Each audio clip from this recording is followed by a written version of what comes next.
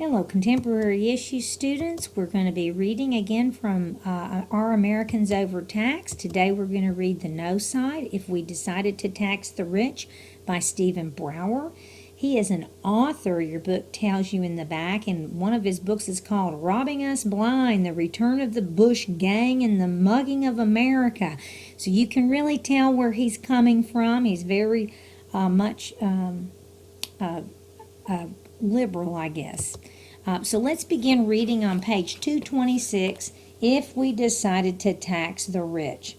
Can the people of the United States retake control once again, taxing the richest citizens at a progressive rate and creating a fair society for all?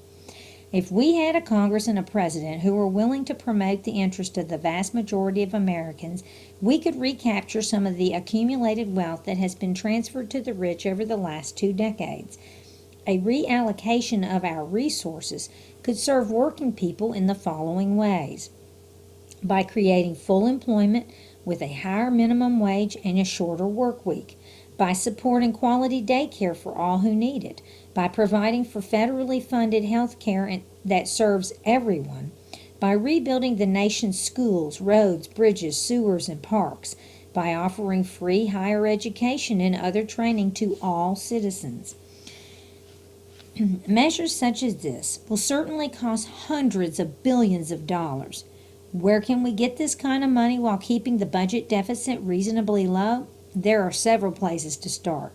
We must reestablish upper bracket federal income tax comparable to those imposed during the prosperous decades of the 1950s and the 1960s.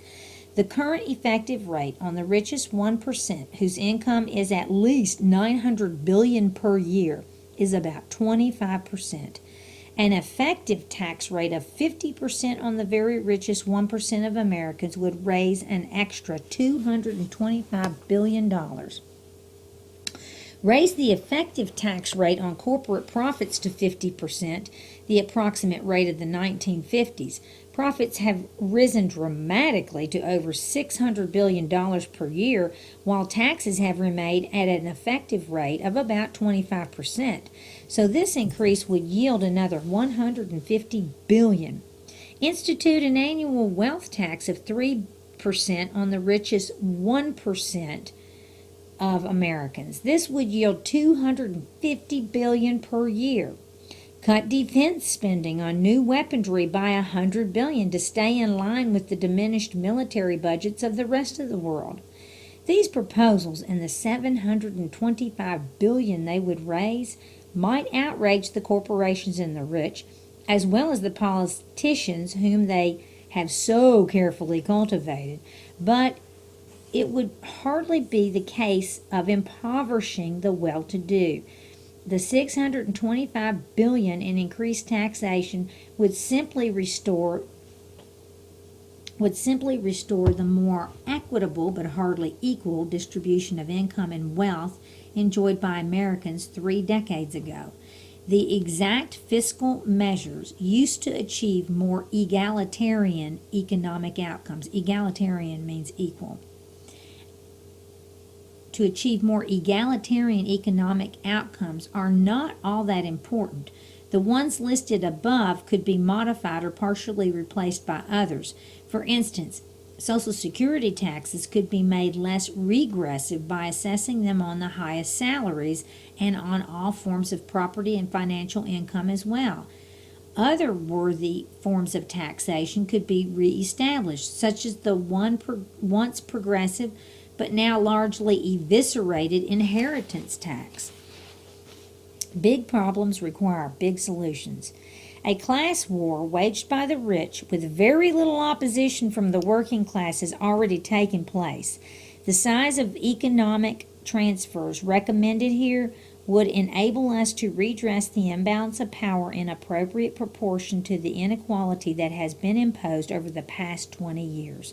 The money is there, and its redistribution back to working people would establish the balance that exists in most of the other highly industrialized countries. Righting the imbalance between the rich and the working class is not just a matter of tinkering with budget deficit rules or massaging the consumer price index or the measures of productivity. It is a battle for political and economic power, a matter of control over the political economy. Sharing our economic resources more equitably again will require ordinary citizens to exercise their democratic rights in a determined and unified manner. This fundamental shift cannot be accomplished by a quick swing of voters in one election, but only through a lengthy process of education and organization that convinces the American people that major changes are both desirable and possible. Labor and work.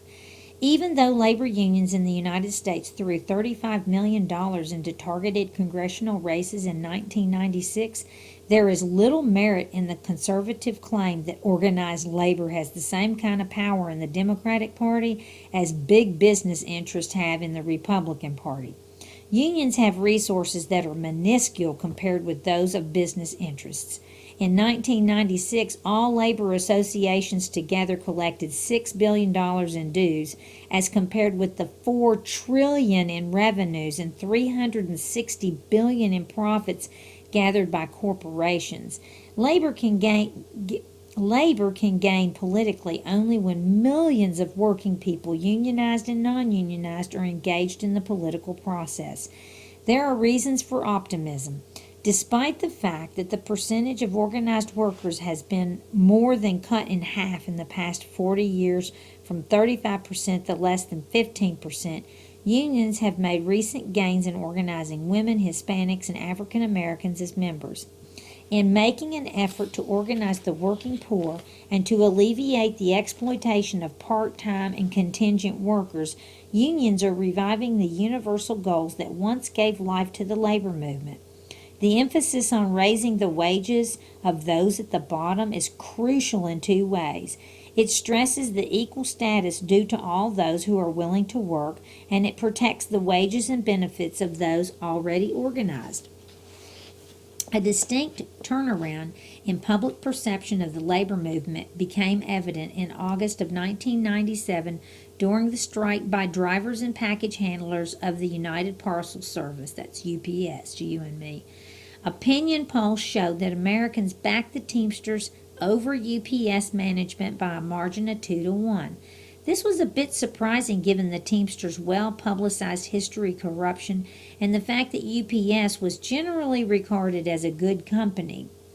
Two beliefs seemed most compelling to average Americans. First, that a company making billions in profits should be able to share them with hardworking employees. And second, that a company which had increased its number of part-timers to over 60% of its workforce, then paid them only half the wages of full-time workers, was trying to screw people over. This resonated with many average Americans who had either experienced downsizing themselves or who clearly understood that many companies felt free to throw loyal and competent workers aside. The shift in public attitudes was having an effect on some voices emanating from the business press. Business Week, which had celebrated corporate CEOs as stars who deserved the 30% raises they received in 1995, did an about-face in April of 1997 when it reviewed the 54% increase in the CEO compensation for 1996. Call it executive overcompensation. Read the headline of their editorial, which concluded, "Compensation is running riot in many corner offices of corporate America. This simply has to stop." More surprising still was the magazine's reactions when it uncovered a tiny increase in wages of working Americans, about 1%, that had occurred between the summer of '96 and the summer of 1997. The prosperity of recent years is finally being shared by those in the lower tier of the economy, and that is cause for celebration, not despair. While Business Week was obviously premature in announcing that prosperity was being shared, its sentiments suggested that American concerns with inequality were finally being heard. While the destruction of the social safety net has been a defeat for labor, welfare itself can be redefined by a progressive, labor-backed political program. Welfare should represent part of a universal social contract that can be extended to anyone who meets with severe economic hardship. The contract would make only one demand, that every capable citizen be willing to work. In return, each citizen would receive good wages, quality education, and job training with the added benefits of universal health care and daycare. This kind of practical social democracy grounded in the culture of working people would quickly deflate the false claims of the right that the poor are lazy, shiftless, and worse. The vast majority of the unemployed and underemployed poor of whatever race would be happy to claim membership in a newly dignified working class. The power of labor has been unfairly curtailed in recent decades, so it is necessary to fight the legal restrictions and management policies that prevent union activity among the poorly paid and unorganized. But this alone is not sufficient. The more challenging task is convincing a good portion of the middle class that it too benefits from working class mobilization. New kinds of political and social organizations must be formed, not necessarily traditional labor unions, to articulate the goals that middle class employees share with lower paid workers. Political solutions will require a very broad solidarity among working Americans, a solidarity that can bridge class, racial, and ethnic lines. This should not be too difficult at a time when working conditions, benefits, and job security are deteriorating even among privileged salaried workers, and when many in the so-called middle class are being subjected to working class treatment by senior management. I'll stop here and go ahead and do the second part on another slide since I don't have enough to get it finished on this one.